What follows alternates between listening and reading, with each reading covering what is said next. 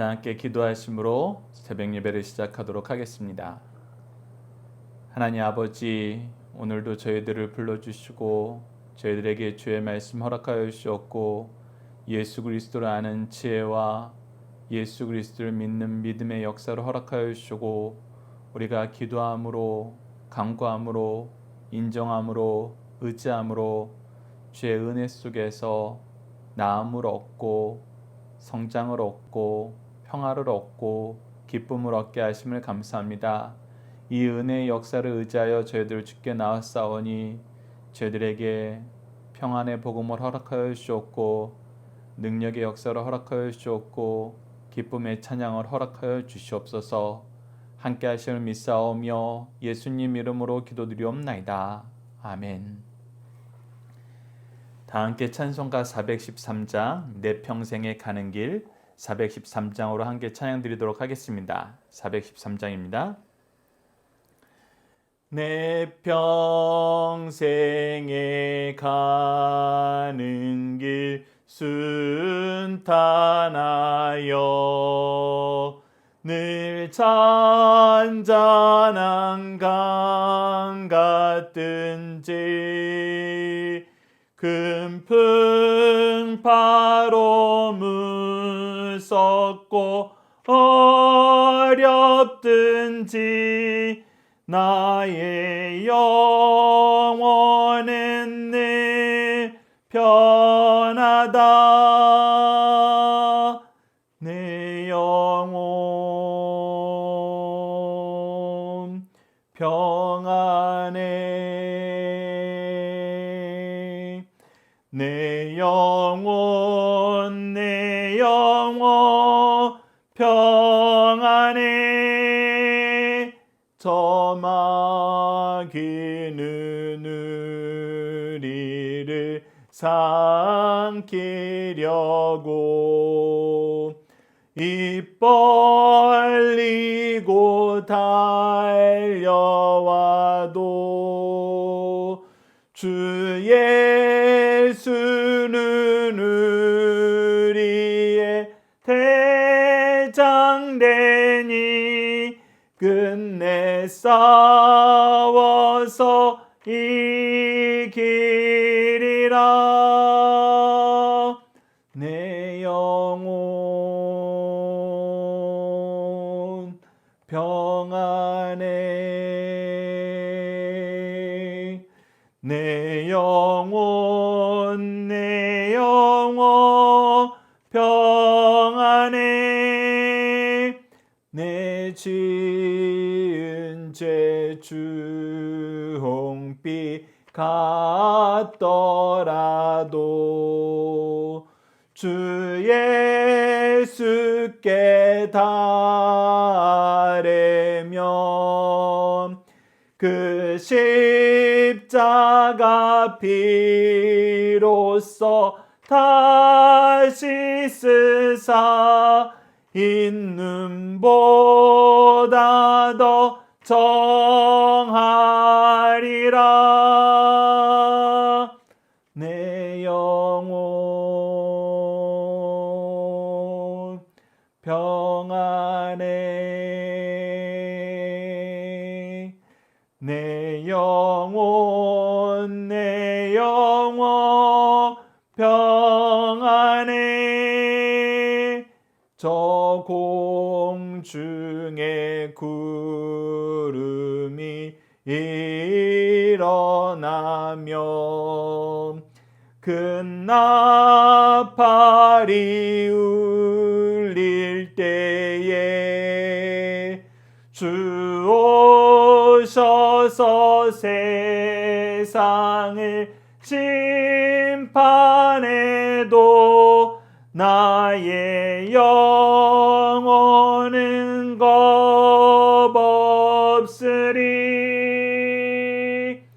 내 영혼 평안해. 내 영혼 평안해. 아멘. 다 함께 사도신경을 내용으로 우리의 신앙을 하나님 앞에 정중히 고백하도록 하겠습니다. 나는 전능하신 아버지 하나님, 천지의 창조주를 믿습니다. 나는 그의 유일하신 아들, 우리 주 예수 그리스도를 믿습니다.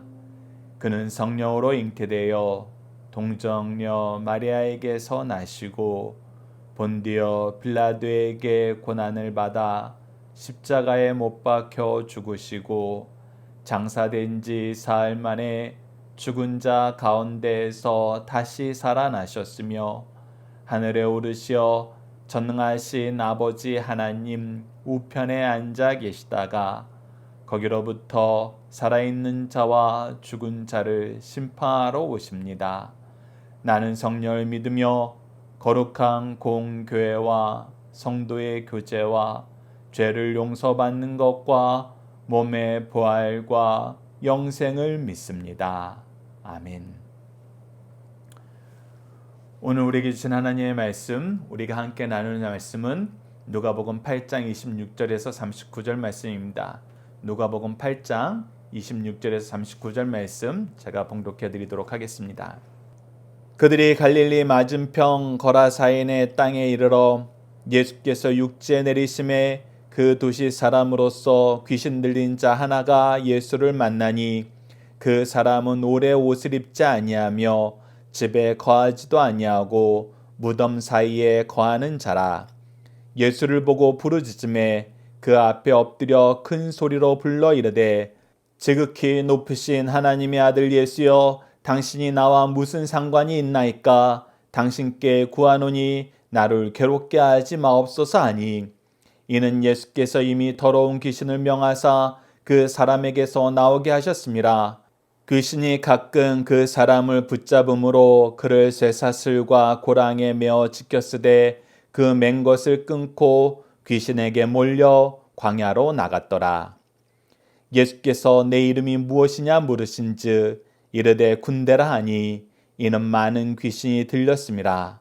무적갱으로 돌아가라 하지 마시기를 간구하더니 마침 그곳에 많은 돼지떼가 산에서 먹고 있는지라 귀신들이 그 돼지에게로 들어가게 허락하심을 간구하니 이에 허락하시니 귀신들이 그 사람에게서 나와 돼지에게로 들어가니 그 떼가 비탈로 내리달아 호수에 들어가 몰살하거늘 치던 자들이 그 이루어진 일을 보고 도망하여 성내와 마을에 알리니 사람들이 그 이루어진 일을 보러 나와서 예수께 이르러 귀신 나간 사람이 옷을 입고 정신이 온전하여 예수의 발치에 앉아 있는 것을 보고 두려워하거늘 귀신 들렸던 자가 어떻게 구원받았는지를 본 자들이 그들에게 이르매 거라사인의 땅 근방 모든 백성이 크게 두려워하여 예수께 떠나가시기를 구하더라. 예수께서 배에 올라 돌아가실새 귀신 나간 사람이 함께 있기를 구하였으나 예수께서 그를 보내시며 이르시되 집으로 돌아가 하나님이 내게 어떻게 큰 일을 행하셨는지를 말하라 하시니 그가 가서 예수께서 자기에게 어떻게 큰 일을 행하셨는지를 온 성내에 전파하니라. 아멘. 오늘 본문 말씀을 거라사인의 광인을 고치신 예수님이란 제목으로 함께 말씀을 나누도록 하겠습니다. 오늘 본문 말씀은 저희가 크게 세 단락으로 나눠서 보고자 합니다. 첫 번째 단락은 26절에서 29절로 예수님은 왜 귀신에게 이 사람에게서 나오라고 명령하셨나요? 키워드는 아는 거, 믿는 거, 연약함, 비천함, 돌보심입니다. 우선 첫 번째 키워드에서 우리가 아는 것과 믿는 것의 차이를 우선 좀 발견해야 됩니다. 26절에서부터 말씀을 보도록 하겠습니다. 그들이 갈릴리 맞은편 거라사인의 땅에 이르러, 즉 예수님과 예수님의 제자들은 계속해서 복음 사역을 위해서 풍랑을 헤치고 다시 건너편으로 오셨습니다. 그곳에서도 하나님의 말씀을 전하시고 천국 복음을 선포하시고 모든 연약한 사람들을 고치는 일을 하셨겠죠. 예수님이 그 일은 시신 적이 없으세요. 그런데 이때 어떤 일을 발견하느냐? 귀신 들린 한 사람을 만나게 됩니다. 27절을 보시죠.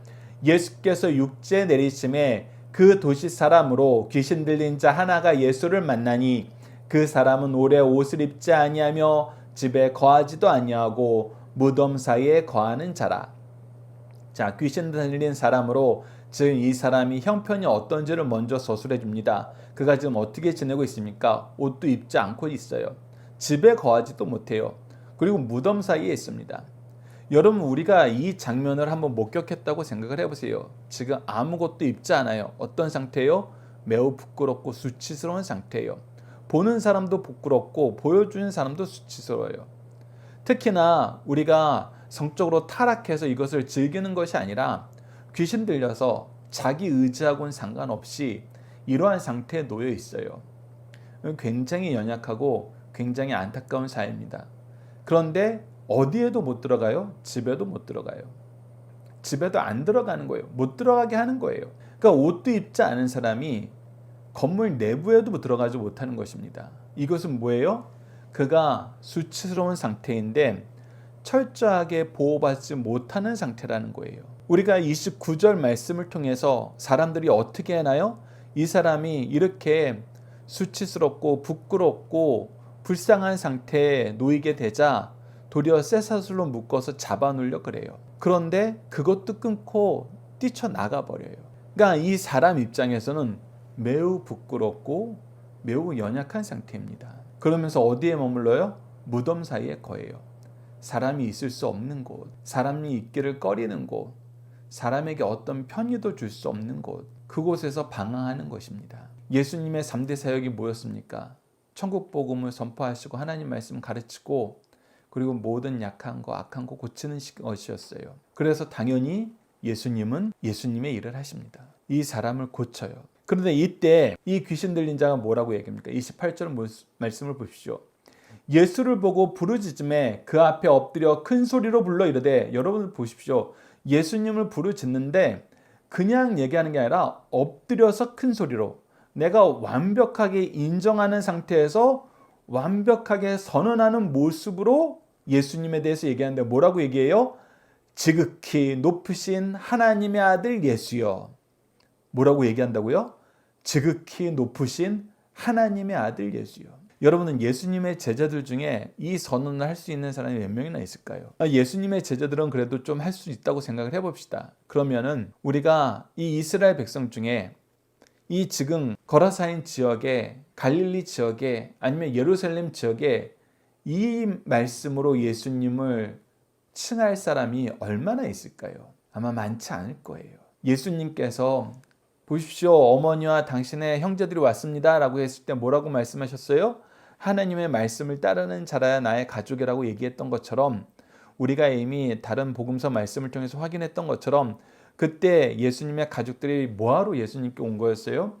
예수님 잡아가려고. 예수님 미쳤다는 소문이 나고 이 사회 지도층인, 정치적으로 종교적으로 지도층인 바리새인과 헤롯 당과 척을 쥐고 있고 그들이 예수님을 죽이려고 그러거든요.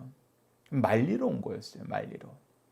이런 상황이었으니까 누가 예수님에게 이런 호칭을 썼을까요? 지극히 높으신 하나님의 아들 예수요. 여러분들 여기에서 틀린 부분이 있나요? 전혀 없습니다. 여기서 우리가 주의해야 됩니다. 근데 사탄은 왜 이 호칭을 쓰는 거예요? 우선 첫 번째, 우리가 의심할 여지 없이 예수는 하나님의 아들이시고 우리를 구원하시기 위해서 하나님이 보내신 메시아이기 때문에 이 칭호가 합당해요. 그런데 이 칭호를 누가 하고 있냐는 거예요. 오히려 귀신 들린 자, 사탄이 이 귀신 들린 자의 입을 빌려서 하고 있는 거예요. 사탄도 알아요. 그러면 사탄도 지금 신앙 고백한 거예요? 믿음의 고백하는 겁니까? 아니죠. 왜 아닐까요? 주는 그리스도시요 살아계신 하나님의 아들입니다. 이 부분하고 대체 뭐가 다른 거예요? 여러분들 잘 말씀을 보십시오. 사도 베드로의 고백은 무엇으로 시작해요? 주는으로 시작해요. 주는. 우리가 주 예수 그리스도의 명칭에 대해서 우리가 금요일날 우리가 고백하는 것 하면서 우리 주 예수 그리스도를 믿사오니 라고 얘기하면서 주 예수 그리스도의 의미를 우리가 알아야 된다. 근데 주가 무슨 뜻이다? 나의 통치자, 나의 주인. 내가 당신의 명령대로 살기를 기뻐합니다. 나는 당신의 종입니다. 저에게 명령하여 주시옵소서 라는 고백이 포함된 내용이에요. 그런데 오늘 사탄의 고백은 어떻습니까? 예수 그리스도를 알긴 알아요. 그런데 그가 주인이라고 고백하진 않아요. 주인으로 받아들이지 않아요. 믿지 않아요. 누군지는 알아요. 전능하신 분인지는 알아요. 자기들을 쫓아내실 분, 자기들을 심판하실 분이란 건 알아요. 하지만 아는 것과 믿는 것은 이렇게 큰 차이가 있습니다. 여러분, 우리도 스스로 생각을 해봐야 돼요. 우리는 예수 그리스도를 주로 고백하는가? 주로 믿고 선포하고 있는가? 아니면 나는 아는데 아는 걸 적당히 내가 이용해 먹는 삶을 살고 있는가? 여러분, 여기서 참된 그리스도인들과 거짓 그리스도인들의 차이가 나타나는 거예요. 여러분 잘 보십시오. 사탄도 알아요. 사탄도 예수님이 하나님의 아들이신 것과 구세주로 이 땅에 오셨다는 거 알아요. 그럼 사탄도 구원 받았습니까? 사탄도 예수님의 제자가 됐어요? 아니죠. 왜 아니에요? 그는 믿지 않아요. 그리고 그는 하나님의 뜻이 이루어지길 바라지 않아요. 하나님을 알지만 하나님의 하나님됨을 인정하긴 하지만 그의 뜻이 이루어지는 거 원치 않아요. 그것이 아는 것과 믿는 것 그 사이에서 이도저도 아닌 상태에서 머물러 있는 사람들의 모습입니다. 근데 그 대표적인 인격이 누구라고요? 바로 사탄이라고요. 마귀라는 것입니다. 그래서 여러분들 이 내용 주의 깊게 보셔야 됩니다. 우리도 이와 같은 상태가 아닌가 스스로를 점검해 볼 수 있는 굉장히 중요한 내용이죠. 그러면서 뭐라 그래요? 알긴 알아요. 근데 뭐라 그래요? 당신이 나와 무슨 상관 있나니까 저 좀 괴롭게 하지 마세요. 저한테 시비 걸지 마세요. 이렇게 얘기하는 거예요. 나를 괴롭게 하지 마세요. 왜 그래요? 우리가 두 번째 단락에서 보게 되는 것이지만 예수님은 이들을 무조건에 넣을 수 있는 권세가 있어요. 그리고 하나님께서는 이미 작정하셨어요. 이들을 심판하기로. 이미 심판의 대상이에요. 근데 하나님의 뜻에 따라서 지금 잠깐 유보되어 있는 상태예요. 그러니까 이 사탄이 하나님이 지금 유보시킨 상황에 있는 걸 내가 아는데 예수님 나 괴롭히지 마. 아직은 때가 아니잖아. 나 아직은 허락받은 그 기간 안에 있잖아. 이렇게 얘기하는 것과 마찬가지예요. 그런데 예수님은 뭐라 그러셨어요? 이는 예수께서 이미 더러운 귀신을 명하사 그 사람에게서 나오라. 나와라. 너희들이 아직 심판의 때가 아닌 건 내가 인정. 하지만 내 백성을 너희들이 괴롭히는 것은 내가 용납할 수 없다. 내 백성을 괴롭히는 것은 용납할 수 없다. 예수님께서 이미 분명하게 선언하신 것입니다. 예수님은 왜 귀신에게 이 사람에게서 나오라고 명령하셨나요? 첫 번째, 이 사람의 연약함과 비천함을 알고 계셔서 돌보시는 거예요. 그리고 이 사람을 뭐 삼아주시길 원해요? 하나님의 백성, 예수 그리스도의 제자 삼아주길 기뻐하시는 거예요. 이 일을 위해서 예수님께서는 지금도 일하고 계신다는 것입니다. 우리가 함께 묵상할 말씀을 보도록 하겠습니다. 고린도전서 12장 3절을 보시죠. 그러므로 내가 너희에게 알리노니 하나님의 영으로 말하는 자는 누구든지 예수를 저주할 자를 하지 아니하고 또 성령으로 아니하고는 누구든지 예수를 주시라 할 수 없느니라. 여러분들 금요 기도에 우리가 고백하는 거, 이 설교를 여러분들 들어보신 분들, 참여하신 분들 아시겠지만 우리가 성부께서 구원을 계획하시고 성자께서 구원을 성취하시고 성령께서 구원을 적용시켜 주십니다 라고 했을 때 대표 성경 구절을 한 절씩 소개시켜 드렸어요. 첫 번째, 창조주 하나님께서 구원을 계획하신다는 우리가 어려서부터 가장 많이 암송했던 창세기 1장 1절 태초에 하나님이 천지를 창조하시는 날 들었고, 예수님께서 구원을 성취하신다는 요한복음 3장 16절을 통해서 하나님이 세상을 이처럼 사랑하사 독생자를 주셨으니 이는 그를 믿는 자마다 멸망하지 않고 영생을 얻게 하려 하심이라는 이 성취를 예수 그리스도를 통해서 이루신다는 걸 우리가 보게 하고, 바로 이 성령께서 구원을 적용시키자 주신다는 말씀에 대한 암송 구절이 바로 고린도전서 12장 3절입니다.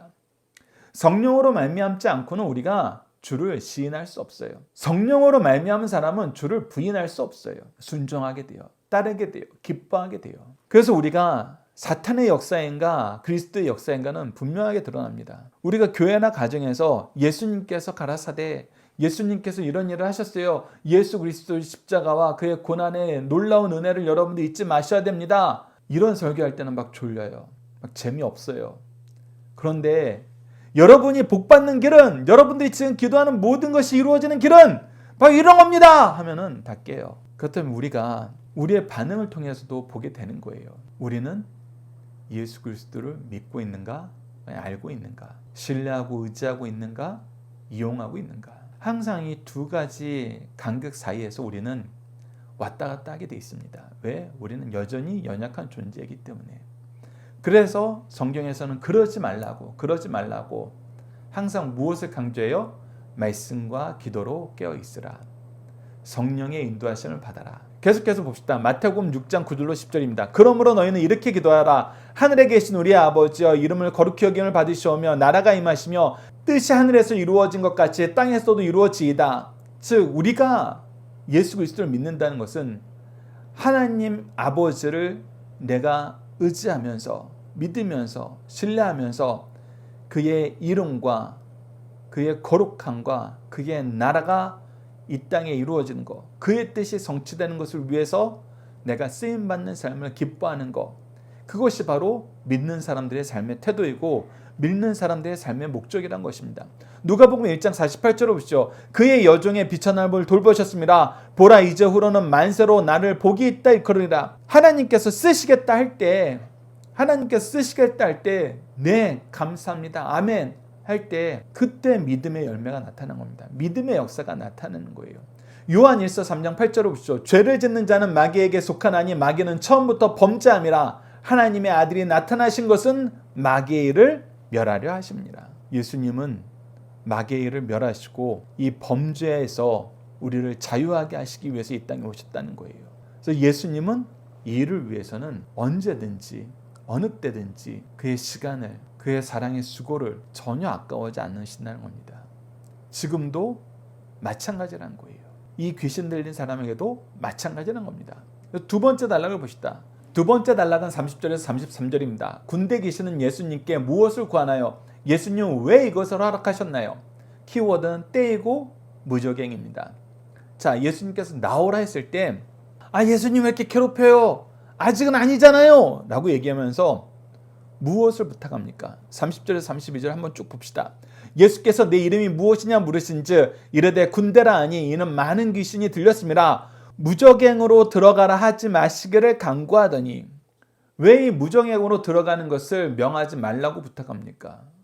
무적행이 어떤 곳이기 때문에, 그들이 심판받는 장소이기 때문에. 그래서 여러분들 잘 기억하십시오. 우리가 함께 묵상할 말씀 잠깐 먼저 보도록 하겠습니다. 계시록 20장 10절 말씀 보십시오.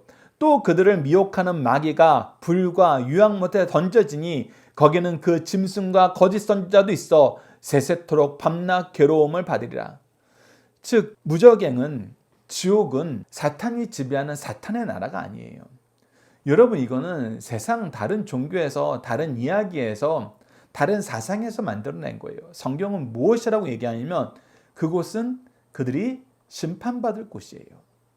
심판의 장소예요. 그래서 모든 세상을 하나님이 통치하시는 게 맞아요. 참과 거짓을 명확하게 구분하시는 하나님께서 믿는 자들은 선한 부활을 통해서 천국으로, 영생으로, 믿지 아니한 자들은 심판의 부활을 통해서 영벌로, 지옥으로 보내신다는 우리가 이미 알고 있습니다. 그러니까 이 사탄들이 아직은 때가 아니니까 제발 보내지 말라는 거예요. 아직은 때가 아닌 거 자기네들이 안다는 거예요. 예수님께서 다시 오실 때는 아무도 모르지만 사탄들이 지금은 이 얘기할 수 있는 확실한 근거가 있습니다. 그것이 무엇이죠? 정부께서 구원을 계획하셨는데 아직 성자께서 이 구원을 성취하지 못하셨어요. 아직 안 하셨어요. 그러니까 지금은 아니라는 거예요. 지금은. 앞으로는 어떻게 될지 모르지만 오늘은 아니잖아요. 예수님. 하나님의 아들이시여, 예수여, 지금은 아니잖아요 라고 항변을 하는 거예요. 이 또한 우리가 예수님께서 광야에서 시험 받으실 때 말씀으로 물리치시다, 말씀으로 유익한 것처럼 자기네들도 할 말이 있다는 거예요. 아직 하나님의 때가 아닌 거 내가 알아요 라고 항변하는 거예요. 그런데 그 얘기를 예수님께서 받아들이십니다. 왜 받아들이셨을까요? 왜 받아들이셨을까요? 앞서 이 사람이 어떤 상태에 놓여 있었습니까? 우리가 29절 가로 안에 말씀을 보면 그 사람이 어떤 상태에 있어요? 귀신이 가끔 그 사람을 붙잡음으로 그를 쇠사슬과 고량에 메어 지키되 그 맨 것을 끊고 귀신이 몰려 광야로 나갔더라. 그러니까 이 사람이 귀신에 의해서 너무나 비참한 상태에 있는 것입니다. 계속 이 귀신의 조정을 받고 사는 거예요. 자유함이 없는 거예요. 우리가 죄악 세상에 살 때 모습은 이 거라사의 광인과 별로 다를 바 없어요. 우리가 스스로 우리의 의사를 표출하지 못해요. 관철시키지 못해요. 끌려가는 거예요. 다른 주권자들에 끌려갑니다. 그래서 때로는 주일날 교회도 못 나오잖아요.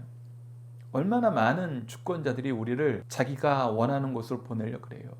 그래서 우리가 하나님이 원하는 날, 하나님이 원하는 시간에, 하나님이 원하는 장소에, 하나님이 원하는 천국 잔치에 참여를 못해요. 하나님 입장에서는 이것보다 불쌍한 게 없는 거예요. 이것보다 안타까운 게 없는 겁니다. 그런데 이 귀신이 마지막까지 발악을 할 수도 있는 거예요. 마지막까지 이 사람의 육체를, 영혼을 피폐시킬 수 있는 거예요. 물론 예수님이 막으시겠죠. 허락하지 않으시겠죠. 그걸 아니까 이 사탄도, 군대로 불리우는 이 사탄도 다른 제안을 하는 겁니다. 제가 지금 얌전히 떠나겠습니다. 대신 우리를 저 돼지떼 속에 들어가게 하소서. 돼지떼 속에 들어가게 하소서. 이거는 사실 사탄이 굉장히 교묘한 짓을 하는 것입니다. 그 교묘한 짓에 대해서는 우리가 세 번째 단락에서 보도록 하겠습니다. 그런데 예수님은 어떻게 하세요? 허락하세요. 왜? 이 영혼을 불쌍히 여기시기 때문에. 이 영혼의 구원의 때를 지금으로 삼으셨기 때문에. 그래서 이 영혼을 위해서라면은 기꺼이 허락하시는 겁니다. 우리가 함께 묵상할 말씀 마태복음 8장 29절 말씀 마저 봅시다. 이에 그들이 소리질러 이르되 하나님의 아들이여 우리가 당신과 무슨 상관이 있나이까? 때가 이르기 전에 우리를 괴롭게 하려고 여기 오셨나이까? 계속 얘기하는 거예요. 아직 때가 아닌 거 알아요. 우리도. 아직은 아닌데 왜 벌써 우리를 괴롭게 하세요? 이러면 안 되죠. 반칙이죠. 이렇게 따져 묻는 거예요. 그런데 사실 이들이 따져 물을 때 누구를 인질로 잡았던 거예요? 이 귀신 들린 사람을 인질로 잡았던 거예요. 이 죄악 세상이 우리를 인질로 잡았을 때 예수님이 어떻게 이 땅에서 우리를 구원하셨나 여러분들 보세요. 세상적으로 보면 굉장히 미련한 거라고 욕먹는 방법입니다. 여러분들 가끔 영화를 보고 정치 뉴스를 보면은 강대국들이 이 테러범들에게 자국의 국민들이 납치당했을 때 때로는 어떤 선언을 해요? 우리는 테러범들과 협상하지 않습니다. 이 선언하시는 거 여러분들 그래도 영화나 드라마 혹은 뉴스에서 보신 적이 있을 거예요. 근데 다 알아요. 뭘 아냐면 선언은 그렇게 하지만 뒤로는 5만 가지 방법을 다 동원해서 어떻게든 구해내려고 노력을 다 합니다. 근데 대외적으로는 그렇게 선언해야 되는 거예요. 그런 정치적인 이유가 있어요. 그런데 예수님은 어떻게 하셨어요? 우리가 지난주 금요일 예수께서 성경대로 나시고 사시고 죽으시고 장사되시고를 우리가 예수님께서 스스로 순종하여 낮아지심에 대한 말씀이라는 것을 확인했었습니다. 첫 번째, 인간의 몸을 입고 오신 것은 뭐예요? 하나님 만드신 율법에 의해 복종한 거였어요. 율법에 스스로 복종하여서 낮아지신 거였습니다. 모든 고난과 비난을 당하셨던 건 뭐예요? 우리가 경험하지 못할, 우리가 감당하지 못할, 특히 창조주로서 인간의 몸을 입고 내려오신 것도 엄청난 큰 낙차인데 근데 그곳에서도 뭐예요? 모든 비천함을 모든 욕과 폭력에 스스로 복종함으로써 즉 모든 비천함에 스스로 복종하시면서 낮아지셨어요. 그리고 십자가상에서는 어떻게 했어요? 죽으실 때는 어떻게 되셨어요? 그가 엘리 엘리 나마 사박다니 나의 하나님 어찌하여 나를 버리십니까? 라고 얘기하면서 하나님의 저주와 진노에 스스로 복종하셨어요. 우리 대신 하나님의 저주와 진노의 대상이 되신 거예요. 그리고 마지막 장사되셨다는 걸 통해서 우리가 무엇을 볼 수 있어요? 이 죄와 죽음의 세력에게까지도 복종하셨어요. 무엇을 위해서? 우리를 속량하시기 위해서. 그래서 우리가 인질로 잡혀있을 때 예수님은 당신을 대신 내주셨어요. 지금도 마찬가지예요. 이 귀신 들린 한 사람 영혼을 고치시기 위해서 예수님은 참아주시는 거예요. 스스로 양보하시는 거예요. 그것이 예수님이 우리에게 보여주신 영혼을 향한 사랑의 모습이라는 겁니다. 세상적으로는 이해가 안 돼요. 네, 예수님 당시의 마을 사람들도 이해를 못했습니다. 세 번째 단락 봅시다. 34절로 39절입니다. 왜 마을 사람들은 구원의 기쁨에 동참하지 못하였나요? 키워드는 구원, 두려움, 떠나길 요청, 전파합니다. 34절을 봅시다. 분명히 기록되어 있어요. 치던 자들이 그 이루어진 일을 보고 무엇을 봤어요? 예수께서 이 귀신 들린 사람을 고치시고 이 귀신들이 군대 귀신이 무엇 하는지를 다 봤어요. 일부만 본 거 아니에요. 다 봤어요. 그런데 도망하여 성내와 마을에 이 일을 알려요. 그래서 무엇을 알렸을까요? 귀신 들린 사람을 예수님이 고쳐주셨어. 우리가 평상시라면 이 환호성을 했겠죠. 근데 35절 보시죠. 사람들이 그 이루어진 일을 보러 나와서 예수께 이르러 귀신 나간 사람이 옷을 입고 정신이 온전하여 예수의 발치에 앉아 있는 것을 보고, 이것을 보면 어째야 돼? 기뻐해야 돼요. 감사해야 돼요. 그 가족들을 축하해 줘야 돼요. 근데 뭐예요? 보고 두려워해요. 그리고 다시 한번 확인하는 거예요. 36절. 귀신 들렸던 자가 어떻게 구원받았는지를 본 자들이 그들에게 이르매, 지금까지 이루었던 일들을 다 얘기해 주는 거예요. 그랬더니 어떻게 해요? 37절 보십시오. 거라사인의 땅 근방 모든 백성이 크게 두려워요. 이 거라사인 땅만 아니라 그 근방에 있는 사람들이 크게 두려움에 쌓여서 뭐 하기를 바래요? 예수께 떠나가시기를 구하니라. 이 사람들이 두려웠던 건 뭘까요? 이 사람들이 힘겨웠던 건 뭘까요? 도대체 왜 두려움에 휩싸여 예수님과 멀어지려고 그랬죠? 이 두려움이 항상 나쁜 표현으로만 쓰였던 건 아닙니다. 여러분들, 우리가 앞서 살펴봤던 누가복음 7장 16절에 모든 사람이 두려워하여 하나님께 영광을 돌려 이르되 큰 선지자가 우리 가운데 일어나셨다 하고, 또 하나님께서 자기 백성을 돌보셨다 하더라. 즉 죽은 아들을, 외아들을 살려주자 백성들은 예수님이 하신 그 일을 두려워하면서도 큰 선지자가 우리 가운데 왔다, 하나님께서 우리를 돌보셨다, 그 증거가 바로 이 아이를 살리신 예수 그리스도의 은혜다, 예수 그리스도의 권능이다, 이것을 고백했었는데 왜 지금은 두려워서 떠나라 그럴까요? 왜? 다른 건 뭐예요? 그들이 기르던 돼지가 몰살당해버렸어요. 몰살당해버렸습니다. 즉 무엇이 사라졌어요? 내 경제적인 이익이 사라져버렸어요. 내가 육체의 연약함을 앓고 있을 때, 영적으로 궁핍해질 때는 예수님이 너무 좋았어요. 그런데 물질적인, 경제적인 손해가 생기지 어떻게 돼요? 두려워서 떠나달라 그래요. 이것이 바로 우리가 앞서 살펴봤던 네 가지 밭의 모습에서 가시떨기에 해당하죠. 우리가 함께 묵상할 말씀에 기록해놨습니다. 누가복음 8장 14절 다시 한번 봅시다. 가시떨기에 떨어졌다는 것은 말씀을 들을 자 있나 지내는 중 이생의 염려와 재물과 향락의 기운이 막혀 온전히 결실하지 못하는 자요. 하나님의 뜻을 알게 되었고 그 뜻 안에서 자라가고 있는데 스스로 자기를 고사시키는 거예요. 세상 염려로 이 하나님의 은혜를 감싸버리는 거예요. 이 안타까운 일이 지금 이 거라사인 지방에서 생기고 있다는 것입니다. 그런데 어쩌다 이렇게 됐어요. 앞서 얘기했던 대로 귀신이 교묘하다는 데가 바로 여기 있습니다. 이 사람 귀신은 예수님이 영원 사랑하는 걸 알기 때문에 자기가 이 사람 몸에 머물지 못하게 된 거 알아요. 그런데 사탄은 무엇을 제일 싫어해요? 사람들이 예수 그리스도와 가까워지는 거, 예수 그리스도를 알게 되는 거, 예수 그리스도를 인정하게 되는 거, 예수 그리스도를 의지하게 되는 거, 예수 그리스도를 고백하는 거, 예수 그리스도를 선포하는 거 싫어해요. 그래서 예수님을 증태양년에, 그래서 예수님을 다시 시험한 겁니다. 얘 한 명 살릴래요? 이 지방에 있는 사람들 살리실래요? 얘 한 명 저한테 넘기시면 나머지 애들한테는 말씀 전하는 거 제가 가만히 보고 있을게요. 아니면 이 사람들 예수님 못 믿게 만들 수 있습니다. 사실 그가 겸손하게 얘기했지만, 부탁한다고 얘기했지만 그 형식, 그 태도만 달라졌을 뿐 예수님이 광야에서 시험 받으실 때 내용이랑은 전혀 차이가 없어요. 뭐라고 생각하는 거예요? 이 세상 모든 사람들 다 내 손아귀 있소라고 얘기하는 거랑 마찬가지예요. 제가 방해하면 예수님도 안 될 거예요? 라고 얘기하는 거예요. 그러나 여러분, 그 생각은 틀렸습니다. 그 생각은 틀렸어요. 예수 그리스도의 복음의 역사는 멈춰지지 않습니다. 그리고 하나님께서는 분명히 말씀하셨어요. 믿기로 작정된 자는 다 믿게 됐다는 걸 우리가 사도행전을 통해서 확인했습니다. 그래서 오늘 본문 말씀도 그 내용이 어떻게 이어졌는지를 보여줘요. 사람들은 떠나가 달라고 부탁을 해요. 그런데 38절을 보십시오.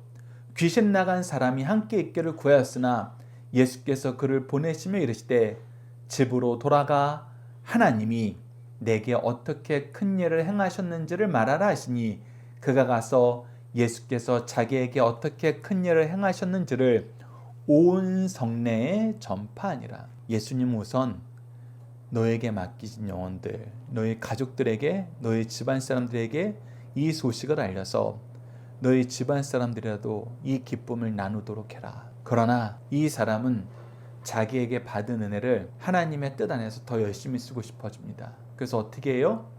예수님을 거부했던 이 성읍 사람들에게 더욱더 열심히, 더욱더 힘차게 예수 그리스도께서 자기를 어떻게 구원하셨는지, 예수 그리스도가 어떤 분이신지 온 성내에 전파하는 삶을 삽니다. 여러분들, 예수님은 아직 우리 포기하지 않으셨어요.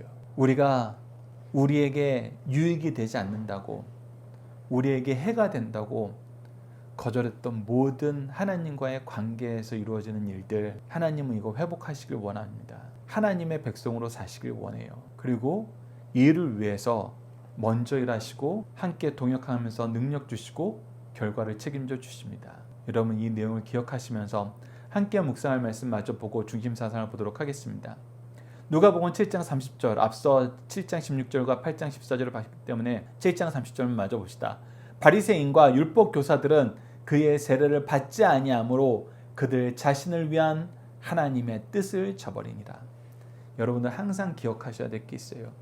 하나님이 우리에게 먼저 된 하나님의 종들을 미리 준비시키셔서 교회도 건축하게 하시고 예배도 준비하게 하시고 사랑의 수고도 봉사도 먼저 하게 하셨어요. 그러면 그들은 누구라고 우리가 믿어야 되냐면, 누구로, 어떤 존재로 받아들여야 되냐면, 하나님이 나를 위해서, 나를 축복하시기 위해서, 나에게 하나님의 뜻을 알게 하시기 위해서 하나님이 준비하신 나의 은혜의 통로다, 축복의 통로다, 이걸 여러분들이 인정하셔야 돼요. 그렇지 않으면 하나님의 뜻을 저버리는 삶을 삽니다. 바리새인들과 율법 교사들이, 그의 세례는 여기서는 세례 요한의 세례예요. 세례 요한의 세례를 거절하자 오히려 하나님의 뜻을 거절하는 결과를 낳았어요. 하나님의 뜻은 뭐예요? 유일하신 아들 예수 그리스도를 믿어 영생 얻는 그거예요. 그런데 예수님을 거절하는 데서 멈추는 게 아니라 죽이는 데까지 이르도록 철저하게 타락해버립니다. 여러분들, 이 내용을 기억하시면서 중심사상 하나씩 확인하도록 하겠습니다. 마귀에게 정복당한 사람이 얼마나 비참한 것을 보여줍니다. 이 세상에서 가장 불행한 사람은 마귀에게 정복당해 몸과 마음을 자기 뜻대로 할 수 없는 사람입니다. 즉 미친 사람이에요. 우리는 육신의 건강을 위해 늘 조심하며 지키기 위해 노력합니다. 이와 같이 영혼의 건강을 지키기 위해 말씀과 기도와 봉사를 균형 있게 행해야 됩니다. 그래야 악한 사람과 악한 영에게 감염되지 않습니다. 이를 위해 우리는 성령의 인도하심을 받고 살아야 함을 가르쳐주고 있습니다. 두 번째, 예수님께서 사탄, 영적 세계를 지배하고 계심을 보여줍니다. 예수님은 모든 피조물의 창조주로서 아무리 강한 사탄이라도 제압할 수 있는 능력이 있음을 보여주십니다. 또 악한 영들을 통제하심을 볼 때 우리 성도들이 아무리 악한 영들의 공격을 받게 되더라도 주님께서 보호하시니 염려할 것 없다는 것을 우리에게 가르쳐줍니다. 이제부터 십자군으로서 정정당당히 싸워 승리할 것을 보여주신 말씀입니다. 마지막 세 번째입니다. 세상 사람들은 어떤 경우에도 경제적 손실을 보지 않으려 합니다. 두 사람이 귀신 들려 인간다운 삶을 살지 못하고 있었습니다. 그를 고쳐 원상회복시켜 놓으셨어요. 이때 귀신이 돼지떼에 들어가기를 원할 때 그 사람의 평안을 위해서 허락하셨습니다. 그러나 돼지 주인들은 큰 경제적 손실을 보게 되었어요. 이때 예수께 떠나기를 청하였습니다. 많은 사람들은 경제적 이익이 있는 신앙이나 사상을 원하며 경제적 손실을 가져온다면 그 무엇보다도 원치 않게 되는 것을 우리가 보게 됩니다. 우리가 자녀들과 함께하는 기도훈련 내용을 통해서 함께 기도하시도록 하겠습니다. 구원의 은혜를 베풀어 주시는 하나님, 이 세상 그 무엇보다 우리의 생명을, 구원을 소중히 여겨주심을 감사합니다. 나를 위해 독생자 예수를 주신 그 사랑을 본받지 못하고 조그마한 손해와 귀찮음 때문에 구원의 역사를 멀리함을 용서해 주소서. 주님의 마음을 본받아 구원의 은총을 나누는 것을 가장 기뻐하게 하시고 우리에게 주신 시간과 재능과 물질을 구원을 위해 주신 것으로 알고 주님의 뜻대로 사용하도록 도와주소서. 예수님 이름으로 기도드립니다. 아멘. 주기도문으로 예배를 마치도록 하겠습니다. 하늘에 계신 우리 아버지, 아버지의 이름을 거룩하게 하시며 아버지의 나라가 오게 하시며 아버지의 뜻이 하늘에서와 같이 땅에서도 이루어지게 하소서. 오늘 우리에게 일용할 양식을 주시고 우리가 우리에게 잘못한 사람을 용서하여 준 것 같이 우리 죄를 용서하여 주시고 우리를 시험에 빠지지 않게 하시고 악에서 구하소서. 나라와 권능과 영광이 영원히 아버지의 것입니다. 아멘. 각자 기도하는 시간 갖도록 하겠습니다.